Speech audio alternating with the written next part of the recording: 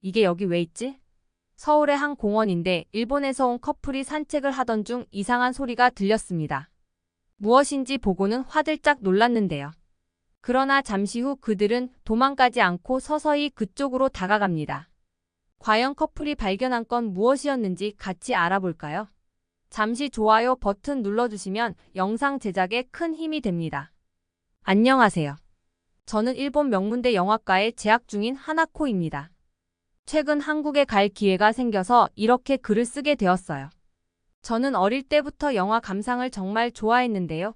어느샌가 보는 것에서 멈추지 않고 분석까지 재미를 느끼다 보니 자연스럽게 나도 저렇게 멋진 영화를 제작하고 싶다는 생각이 들었어요. 그리고는 꿈을 실현하기 위해 공부를 열심히 해서 일본 명문대 영화과에 가게 되었습니다. 학교에 입학하자마자 받은 과제는 가장 인상 깊었던 영화를 소개하는 거였어요. 제가 지금껏 봤던 영화가 정말 많았는데 그중 하나를 선택한다는 건 쉽지 않았어요. 천천히 생각해보니 영화를 본 후에 계속 마음이 쓰이고 감동이 깊었던 센과 치히로의 행방불명이 떠오르는 거예요. 그 영화를 분석해서 소개해야겠다 싶었어요. 아무래도 입학 후 첫 과제여서인지 정말 잘해내고 싶었고 눈에 띄고 싶기도 했어요. 밤새 과제를 준비한 만큼 발표날 많이 긴장되어 떨리는 마음으로 센과 치히로의 행방불명에 대한 저만의 생각을 발표하기 시작했어요. 우선 센과 치히로의 행방불명은 환상적이면서도 현실적인 요소들이 조화롭게 어우러져 있어서 누구나 깊이 빠져들 수밖에 없다고 설명했습니다. 여기에 치히로의 성장과 모험이 감동적인 결말을 맞이하면서 관객들에게 더욱 강렬한 여운을 남기게 된다는 점도 덧붙였어요. 게다가 미야자키 하야오 감독은 센과 치히로의 행방불명의 세부적인 부분들을 철저하게 제어했기에 마치 그 환상 세계에 있는 듯한 생생한 분위기를 전달할 수 있었고, 긴장감 넘치는 장면과 감정적인 장면들을 효과적으로 조합함으로써 영화에 깊게 몰입하게 만드는 연출력까지 갖췄다는 걸 강조하면서 발표를 마무리했습니다. 제 발표가 끝나자 교실에는 박수 소리가 가득했습니다. 그 순간 내가 좋아하는 영화에 대해 이렇게 열정적으로 이야기할 수 있다는 것이 너무나 뿌듯했어요.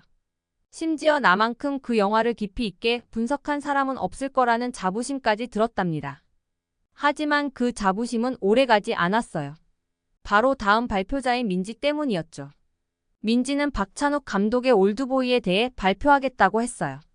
솔직히 말씀드리면 저는 그때까지 올드보이는커녕 박찬욱이라는 감독의 이름조차 들어본 적이 없었어요. 그럴 만도 한 게 사실 저는 영어가 아닌 다른 언어로 된 영화는 절대 보지 않았어요. 물론 영화 감독 지망생이 영화를 가리지 않고 다양하게 봐야 한다는 건 알고 있죠. 저도 처음부터 이렇게 된 건 아니었어요. 저번에 프랑스 영화를 본 적이 있었는데 프랑스어가 답답한 거부감이 생겨서 그런지 그 이후로는 영어가 아닌 다른 언어로 만들어진 영화는 아예 처음부터 거부감이 느껴져서 보기가 싫어지더라고요. 그때 그 기억이 나서 그런지 저는 속으로 한국 영화가 뭐 그리 대단하겠어? 아무리 대단하더라도 센과 치히로의 행방불명보다 대단할 리가 없다고 생각했죠. 그런데 민지는 정말 사랑스러운 미소를 지으면서 발표를 시작했어요. 그리고는 올드보이라는 영화와 박찬욱 감독이 왜 유명해질 수밖에 없었는지 설명하기 시작했습니다. 민지의 설명은 정말 놀라웠어요. 박찬욱 감독은 천재적인 연출력과 독창적인 시각적 표현으로 올드보이를 통해 국제적으로 큰 주목을 받았습니다.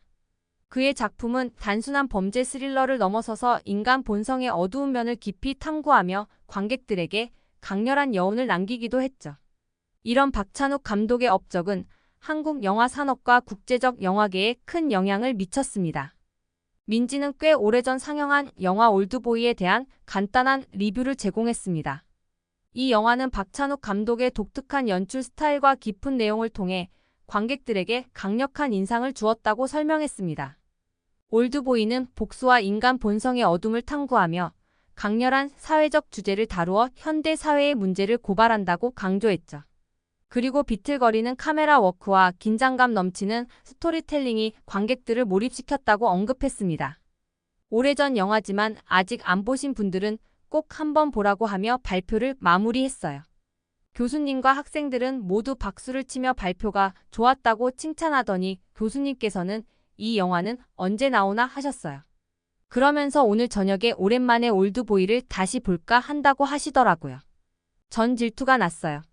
안 되겠다 싶어서 저도 집에 오자마자 올드보이를 틀어보기 시작했습니다. 보통 저는 영화를 볼 때 생각나는 부분을 적어가면서 분석하는 편인데 올드보이는 달랐어요. 영화를 멈출 새도 없이 너무 재미있어서 끝까지 완전히 몰입하고 말았거든요. 아까까지만 해도 민지가 받은 모든 칭찬이 질투나서 미칠 것 같았는데 올드보이를 다 보고 나니 제 자신이 부끄러워지고 왜 다른 나라 영화라고 무시하고 이때까지 보지 않았는지 후회가 되었죠. 그날 이후로 저는 박찬욱 감독에 대해 관심이 생겨서 다른 영화들도 찾아보기 시작했답니다. 그리고 똑같은 영화를 몇 번씩 돌려보면서 어떻게 이렇게 대단한 영화를 만들 수 있었는지도 분석했어요. 그날 이후 민지를 만났을 때 올드보이를 보면서 얼마나 감동받았는지 어떤 점이 좋았는지 한참을 떠들었습니다. 민지는 제 말을 듣더니 자기 발표 덕분에 이렇게 한 명을 또 한국에 푹 빠지게 만들어서 너무 뿌듯하다고 하네요. 그러면서 자기는 박찬욱 감독님 영화를 원어로 감상하고 싶어서 한국어까지 공부한다는 거 있죠. 솔직히 그 말을 듣고 좀 충격을 많이 받았어요. 민지는 저보다 한참을 앞서가고 있었거든요.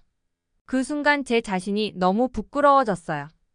영화 감독이 되기 위해서 더 노력해야겠다고 반성하게 되더라고요. 민지랑 더 친해지면 좋은 자극도 받을 것 같아서 용기를 내서 연락처를 물어봤어요. 사실 제가 먼저 누군가한테 연락처 달라고 하는 건 처음이었거든요. 그 뒤로 민지랑 자주 만나서 영화나 한국 문화에 대해 얘기를 나눴어요. 처음에는 어색했지만 점점 민지가 편해지더라고요. 민지랑 대화할 때마다 새로운 걸 배우는 것 같아서 너무 즐거웠어요.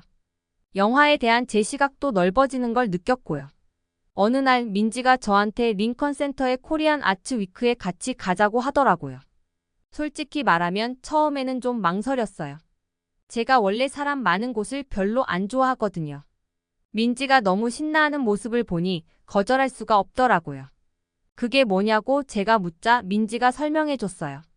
7월 19일부터 22일까지 뉴욕 링컨 센터에서 열리는 섬머 포더 시티 축제 일환으로 한국 관련 공연이나 전시회 같은 게 열린다고 하더라고요.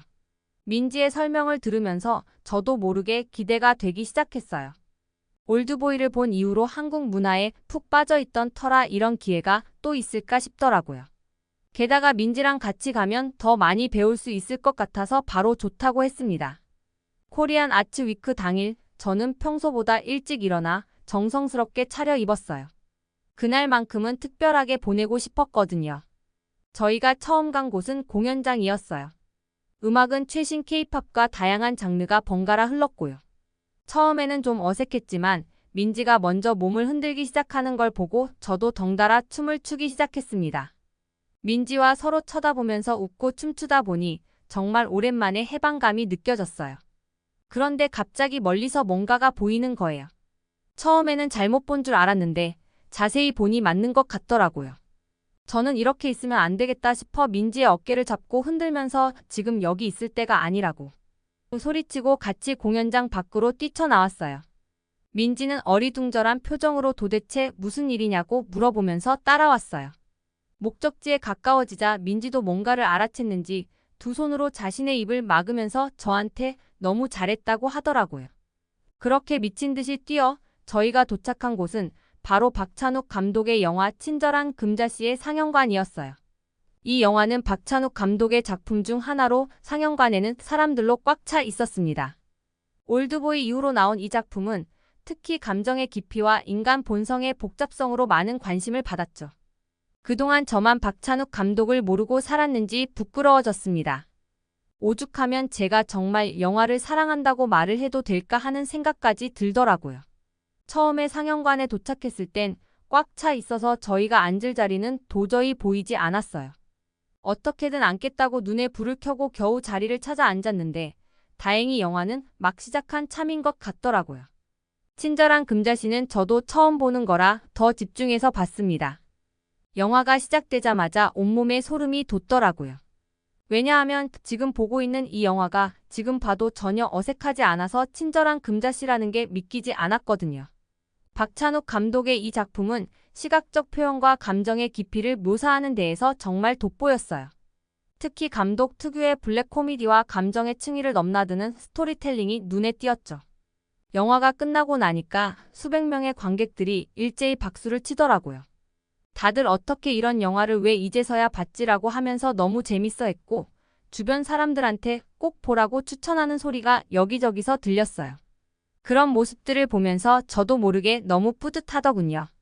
민지도 20년이나 된 영화가 이렇게 역주행할 줄은 전혀 몰랐다면서. 상영회에서 들린 말들이 여러 가지 있었지만 들리는 말들 중에 가장 공감됐던 건 이 영화는 전반적으로 사회에 대한 냉소나 풍자가 있어서 더 인상적이었다는 말이었어요. 오죽하면 나는 그 말을 들으면서 앞으로 이게 바로 내가 추구해야 할 영화구나 생각했어요. 단순히 스릴러 장르를 넘어서 사회적 메시지까지 담고 있다는 점이 너무 멋있었죠. 집에 가는 길에 민지와 계속해서 영화에 대해 이야기했어요. 이영애 배우님도 대단하지만 다른 배우들의 연기도 정말 뛰어나서 더 몰입할 수 있었답니다. 앞으로는 영화 감독 말고도 한국 배우들에 대해서도 더 알아봐야겠다고 생각이 들었어요. 민지랑 코리안 아츠 위크를 다녀온 후에 문득 이번 방학에 함께 한국에 다녀오는 건 어떨까라는 생각이 들더라고요. 그래서 민지한테 시간 되면 이번 방학에 한국에 같이 가보는 게 어떻겠냐고 제안을 했어요. 그 말을 듣자마자 민지가 눈을 반짝이면서 대답하는 거예요. 이번에 혼자라도 한국 여행을 갈 생각이었는데 어떻게 알았냐고 말이에요. 민지는 제가 가면 한국 여행이 더 재밌을 것 같다면서 너무 좋다고 펄쩍펄쩍 뛰는 것 같네요. 그렇게 저희는 영화를 시작으로 공감대를 쌓아 친해지면서 다음은 한국 여행을 계획하고 여행하기로 약속을 잡았어요. 한국에 가게 되면 한국 영화와 음악들까지도 마음껏 체험하고 올 생각에 벌써부터 마음이 들뜨네요. 한국 여행 계획에 추천해 주실 만한 곳이 있으신가요? 오늘 전해드린 사연은 어떠셨나요? 사연이 마음에 드셨다면 좋아요 부탁드립니다. 앞으로도 더 많은 사연 소개해 드릴게요. 긴 영상 시청해 주셔서 감사합니다.